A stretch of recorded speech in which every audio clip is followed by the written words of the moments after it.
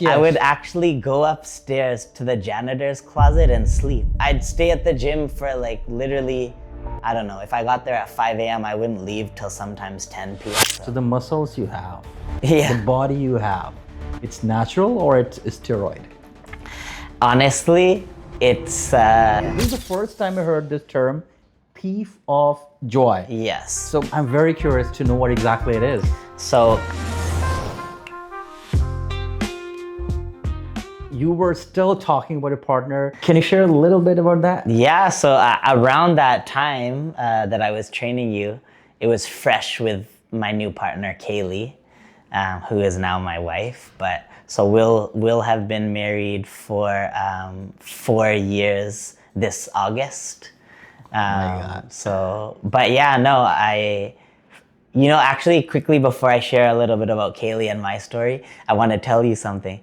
When we used to train at 5 a.m., that was kind of a bit of the beginning of me really working lots as a personal trainer. So sometimes I would have you at 5 a.m. and I might not have another client till 8 a.m. Oh So yeah, you're talking about this. Yes, yes. I would actually go upstairs to the janitor's closet and sleep. Oh really? Yeah, I would literally train you. Right? I get there at 4, do a workout, do something, do my cardio, train you, eat my food, go to the janitor's closet, sleep for 2 or 3 hours on one of those ab mats. And then next client comes, set my alarm, wake up, train 3 or 4 clients, go back. In a row. I'd stay at the gym for like literally, I don't know, if I got there at 5 a.m., I wouldn't leave till sometimes 10 p.m. Like that was how I got myself going. And I can thank my old boss that I used to work with. He did push me at that time too. But Kaylee and I, we've been together almost 4 years. And yeah, I just knew that she was the person that I wanted to be with. So very quickly, we decided like we were gonna go to Africa and actually, with our church, do basically some sort of event with a place called Chibali in Uganda. And we got to go inside the village, live with the kids, donated our time, donated money, got people to give donations as well that we were able to use over there, build them houses, do all that. And one of the coolest parts about that was I proposed to Kaylee in Uganda, in Africa. That's the beauty. And that wasn't even the plan. The plan was to propose to her in Amsterdam, in another place. And the craziest part is I proposed to her in Africa. The whole village was so sweet, helping me grab straw mats, roses, these type of things. Probably similar. It's like a fairy tale. Yeah, probably similar actually to like a rural village in like India or something. They didn't have a lot, but they helped me with their heart as much as they could to make it special, right? That's Candles.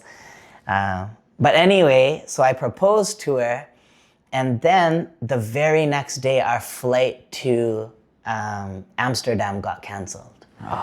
So it's like, God, I had this feeling on my heart I needed to propose to her in Uganda. I went with my heart and I did that. Next day, like I said, the flight to Amsterdam got canceled. And so I wouldn't even have been able to propose to her anyway in Amsterdam. I would have had to wait till we got home and figure something else out. So it's funny how life works out Plan sometimes. B. Yeah. Yeah. Okay.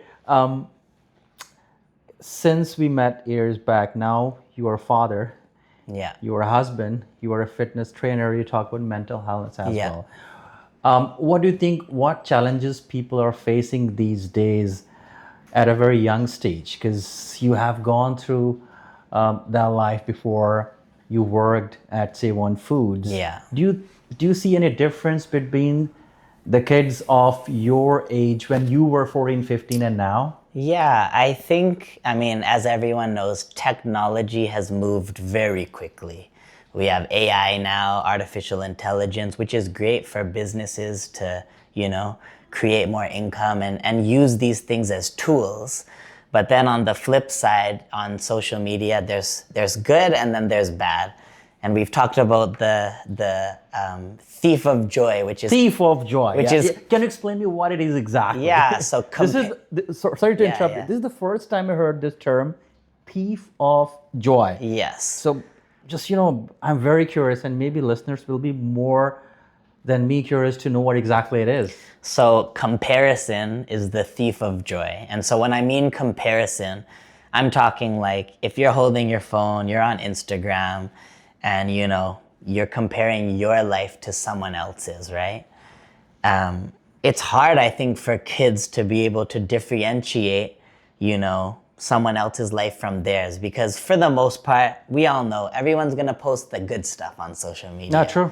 They're gonna post that everything's going good with their kids, their spouse, their fitness, everything, right? So someone might be scrolling and they might say, oh, that guy's muscles are a little bigger than mine, right? Oh, maybe I don't feel so good about my body even though I've worked hard and I've put a lot of effort in. Oh, this guy's wife, she did that for him. My wife doesn't do that for me. Oh, and then you start feeling a bit worse about yourself. Or girlfriend in this case, because we're talking about younger kids, right? Not wife. They're probably not married at that age, but or something else, right? Like someone looks, oh, that guy, he just bought a Range Rover. Wow, I only drive a Hyundai, right? So you start doing this on a consistent basis, you're kind of training your brain to think that your life is not all that it is, right? And so that's why I've said this to my wife too. Comparison can be the thief of joy. You need to have enough understanding in your life that everyone's at different chapters, right? You might be on chapter 50, I might be on chapter 25. It doesn't necessarily mean you're doing better than me. And I have always had the mindset too that if I see someone doing better than me, and better is, everyone's different version of better, right? Like someone with bigger muscles may not be better, right? It's just different. But if I see that, it actually motivates me. It doesn't make me jealous. It doesn't make me angry. It's like, what can I do now to maybe get to that level, right? I use social media as a tool to motivate people, as a tool to express truth and my feelings of what I see in the world. People might not always like it or agree with it. The real word. But I don't sugarcoat anything, and I have my wife to thank for that actually, because she's very firm in how in her beliefs and how she is, which can get her in trouble sometimes, but it's why I fell in love with her too. That's great. So your profession, occupation, this fitness, if the skills you have learned in your fitness is helping in your business as well? Or do you think 100%. I think anyone, whether you're a CEO of Amazon, whether you are Elon Musk of Tesla, whoever you are, you're a businessman, fitness teaches you skills to be like disciplined. It teaches you and gives you the ability to constantly be learning on a daily basis, right? Because fitness 20 years ago is different than it is now. So if you're not constantly learning, you're already behind the 8 ball, right?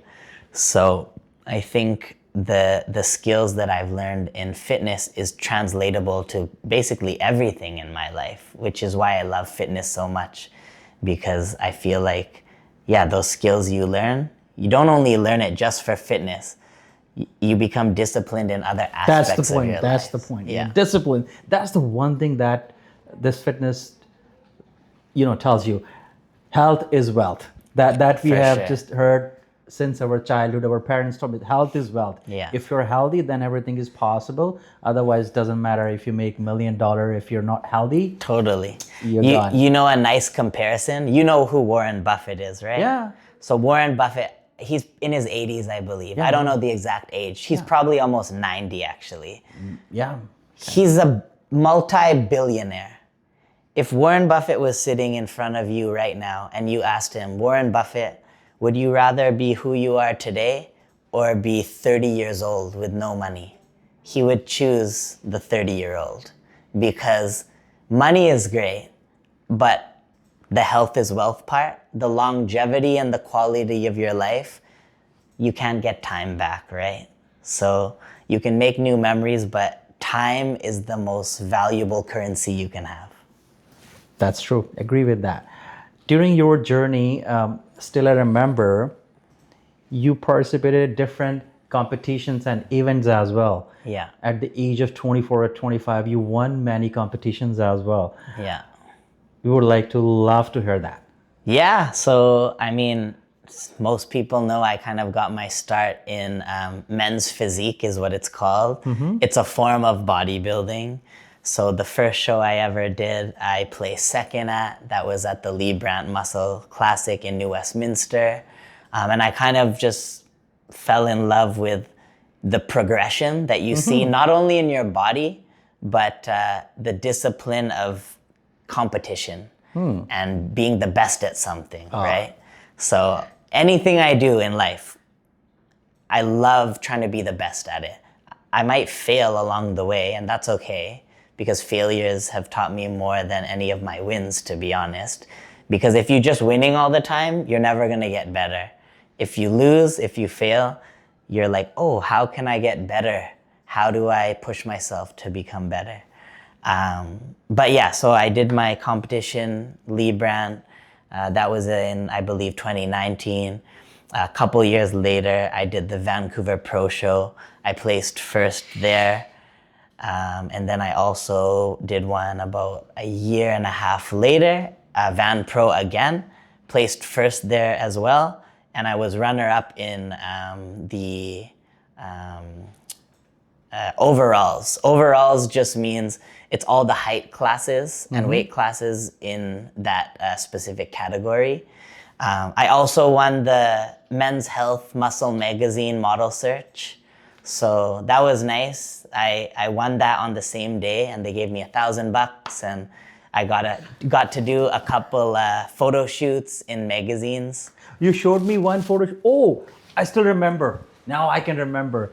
You were showing me a few photos on your phone.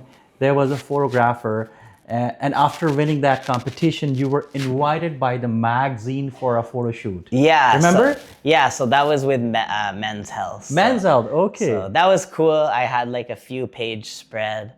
And then on another Status Muscle magazine, the few years later, I came second at that one too.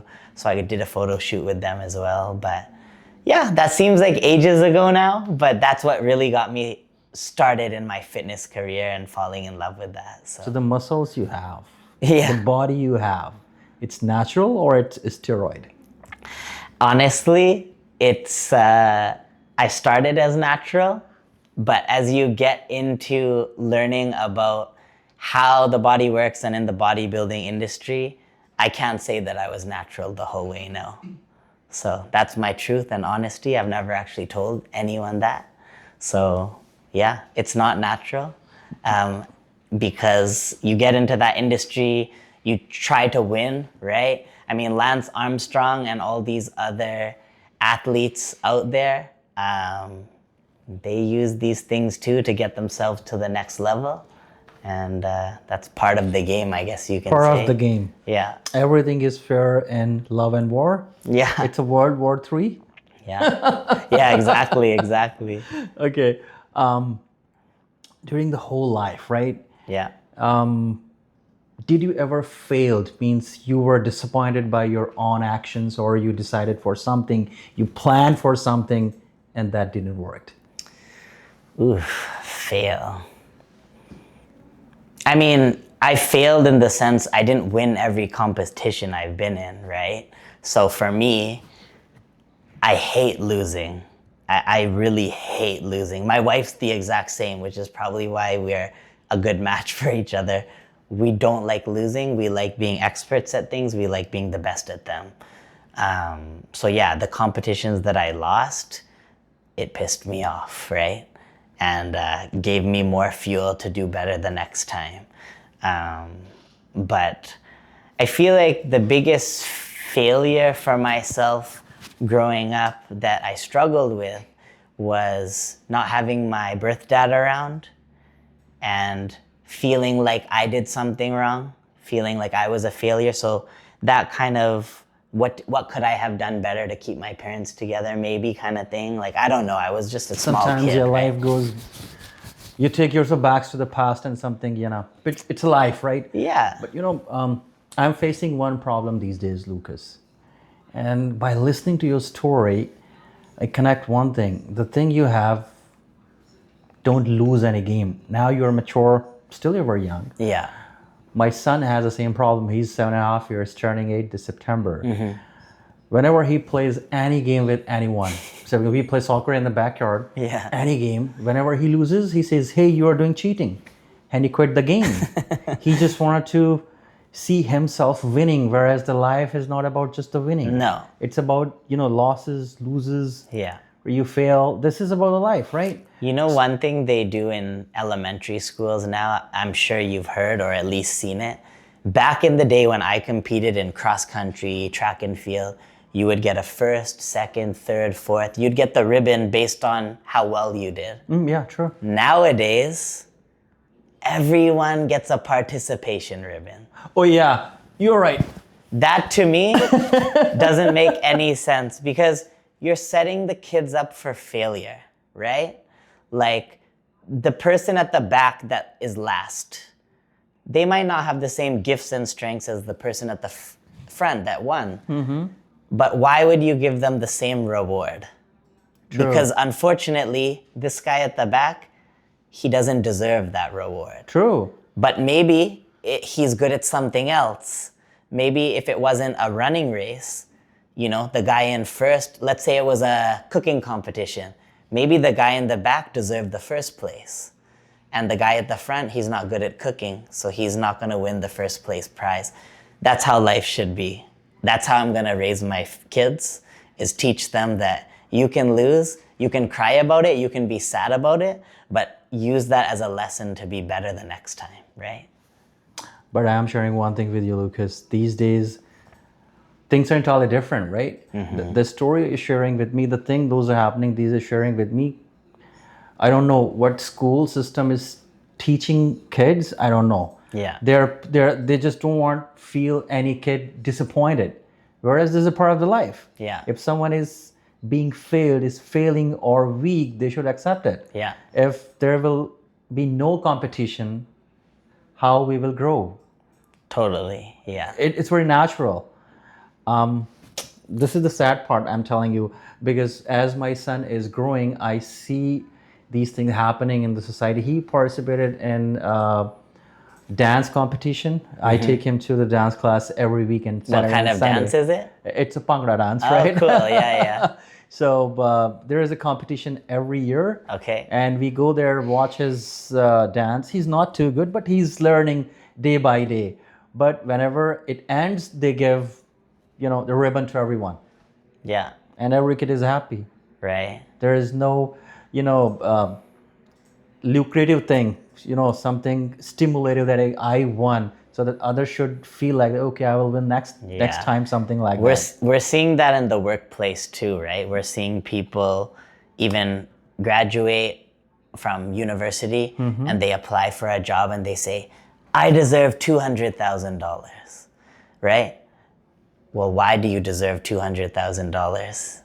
You haven't given me any reason to give you that. You have to prove yourself first, right? Skills, yeah. So it's a different day and age, the things we're dealing with now, and I hope it starts to reverse a little bit, because I think as society realizes, oh, we're actually taking a few steps back, maybe we need to be a bit more firm and not more nice. Being nice, I feel like I'm a nice guy, but I'm a fair person and I'm a firm person, right? You get what you deserve, right? You're not just gonna get handouts. True. If someone, even for my kids one day, right? Like, if they ask me for money, I'm not just gonna hand them a bunch of money. I have to see, like, well, what are you going to do with it? What's your goals? What's your passions? Have you helped around the house? Like, there has to be some reasoning for this. So then when they get a reward, in their brain, it clicks, oh, I'm getting this reward because I did this, right? And if you go over, and also they need to learn how to go over and above as well. Because there's this guy, I forget his name, but he was talking on Instagram, basically saying, you are paid and rewarded by the severity of the problems that you solve. So if you're solving small problems, a small problem would be like, I know how to flip a burger at McDonald's. That's fine, that's entry level for anyone. I never worked there, but my mom actually worked at McDonald's when she was growing up, right? Then you get a little bit better. You might go into assistant manager. You're solving bigger problems, right? Then you might get away from McDonald's and get a different job. But you're paid by the problems that you solve, right? You have a big job. You bring people here and you change their lives. And that's a big job. It's not an easy thing. There's lots of paperwork, right? So, and then you have other people that have even bigger jobs, right? So, true. Every person has their own, line of business, and they have to do their job. Right. Lucas, what I felt during our conversation and during last 1 year, 8 years back, you are a very religious person as well. Yeah. And I like that part, right? Because these days what's happening, Lucas, don't take otherwise. If you talk about the people right now, people are just, running behind the money and social things. We are forgetting the God. Mm-hmm. We should be more giving in nature. We should give back to the community. Right. We should be more empathetic, because once you're close to the God, you are a very nice person. Mm-hmm. So what's your opinion about this point that we are going away from the God and we should be connected with the God in order to remain a good man? Yeah, I mean, I'm a Christian. I've always been strong in my faith. I've always said that about myself. That will never change. But I do feel, and we talked about it a little bit, there's a difference between being nice and being just, right? And I believe that God's given us guidelines, rules, morals. Morals are stitched inside of us from birth, I believe, right? But the problem is nowadays, we're so clouded on all these social injustices and things going on that the focus is always on all the bad and the negative. Like even if you turn the news on today, right? It's gonna tell you all these bad things that are going on. But God wants you to focus on Him and the beauty that He's created in this world. And the more you kind of lean into Him and search for truth and, go to church, do your things. I know with your community, it's maybe temple or gurdwara, right? But as a Christian, I just believe, you need to lean into God more, and He will set your path straight. And some people don't even know that they need that, right? Yeah. And as well, many people, I think, with their faith, they might even just do the things just to please their parents. Oh yeah, right? Yeah, you're right. Like, well, my parents grew teaching me this growing up. I don't want to disappoint them, so I'm gonna keep, making the steps, but they're not working on their own faith and their own journey with God, right? It's for their parents, not for them. It should be for your relationship with God, right? Okay. You were very successful as a personal trainer. I think you just discussed you're a manager with a very famous fitness chain. Yeah, Anytime Fitness. Anytime Fitness. Yeah. Apart from this, you have your own business as well. Yeah. Would you like to talk a little about that? What's that business is and how it helped people in solving their problems or getting encouraged? Yeah. So Holistic Movement, that's my business. It's my personal training business. Mm-hmm. What I've learned actually is, yes, people come to me to change their bodies. They come to me to be more disciplined with their diet. To me, that's the easy part. But the more actually exciting part for me is when they walk away and their mental health is changed. Their mind is stronger than it was before. They came to me, maybe 50 pounds overweight, let's say. Sure, they lost 50 pounds, they look better naked or whatever, right? But it's not about just looking good. It's more about feeling good. And when I see people say, hey, Lucas, you told me to apply for this job. I didn't have the confidence that I now have. I got the job, right? To me, that's more life-changing than helping them lose the 50 pounds.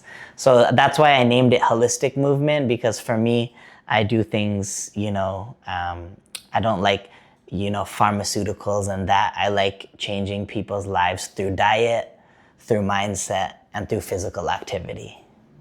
I truly believe in this, right? If you're doing workout, either doing jogging or doing any physical work, it will affect your mental health. For sure. Mentally, you will be okay. I can feel it, right? Yeah. Still, I'm just going back to the time machine. 8 years back, when I became father, I was more than 90 kgs, right? Yeah. My concentration was less. Whenever I was going to the office, I was a kind of lethargic, not able to just concentrate on my job and my job duties. But when you trained me, it literally changed my life. Yeah. After a couple of weeks, I would say, when I started, shredding my weight, it really affected my mental status as well. Right. So I regained everything, and thank you for that. Yeah, no, thank Still, you. I remember those days. It takes two though, right? I can tell you what to do. I can tell you how to eat. I can tell you a lot of things, but it is a team. It's teamwork, right? So the fact that you showed up every day at 5 a.m. and you were working hard and you had the goal and the mindset that I'm gonna commit to this, even if it takes a long time, I'm committed. That's what it's all about. The commitment and the ability to say, I'm not there yet, but I'll take some baby steps and then I'll finally get there when the time is right. I usually used to recommend one thing to do: read a book, Atomic Habits. Nothing happens in a day. Yeah. It takes time. What advice you would like to give to young generation? You're very young. 33 is nothing. You're just born. Right. Sorry, kidding. Yeah. You're a father of 2 kids. Yeah. Once you have kids, you become kids. Right. What advice you would like to give to young kids? To young kids. You know what? I think when you're young, it's hard to take a step to enjoy and appreciate the age you are. Because as you know, you're in your 40s, I'm in my 30s now.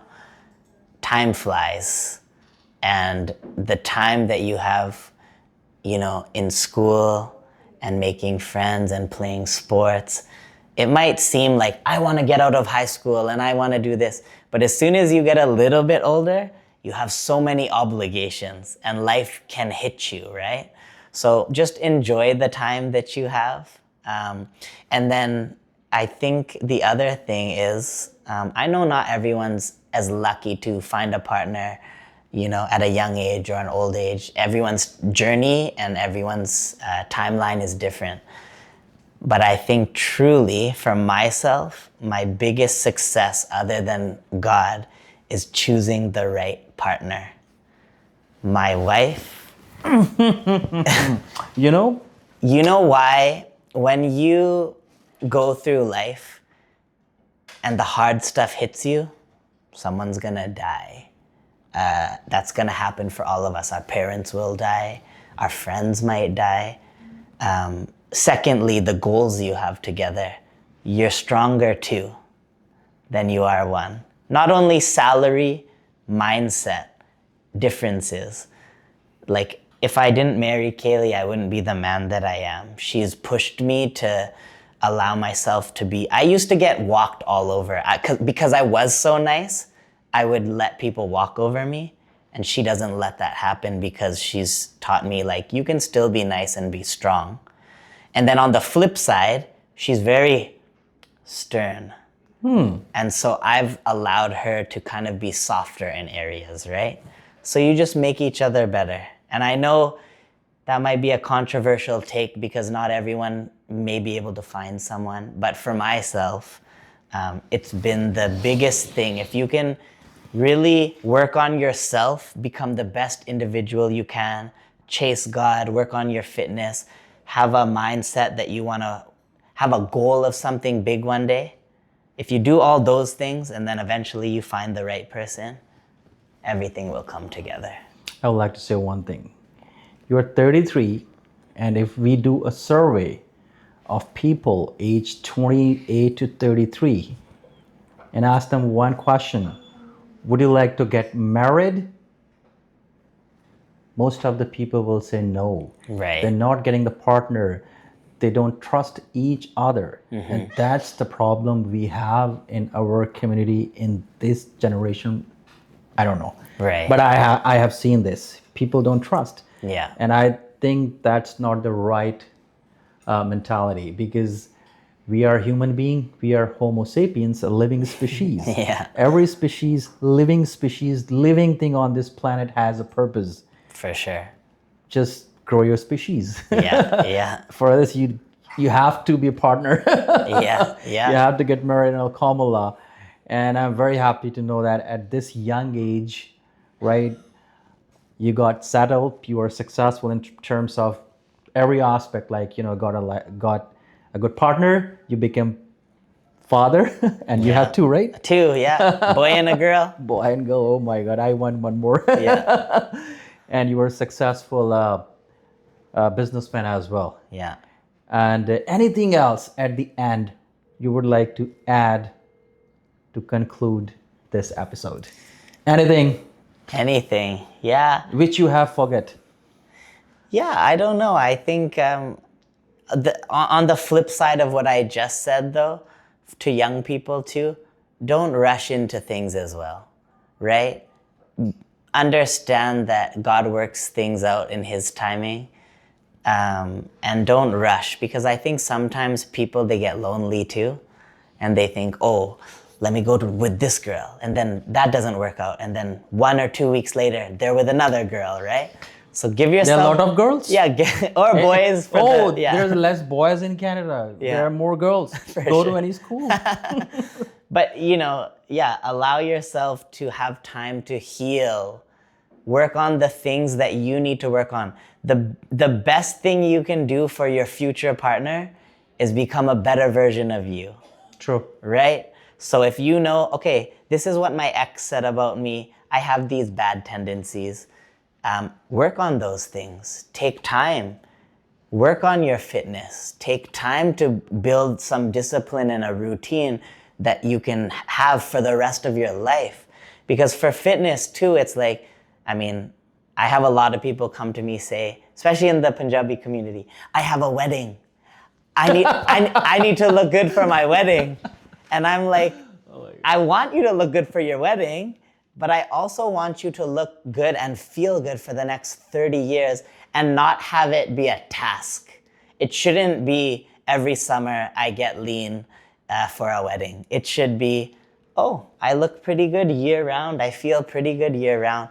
And it's not an extra job, right? It's I have a lifestyle. And that's where my holistic movement, that brand came in, because all encompassing spiritual, lifestyle, fitness, mental well-being, family, all of those things need to work together. Holistic healing. Yeah. Thank you very much, Lucas, for giving your precious time. Thank you. No pain, no gain. Best of luck for your future endeavors. And see you again. Thank you, man. Appreciate it.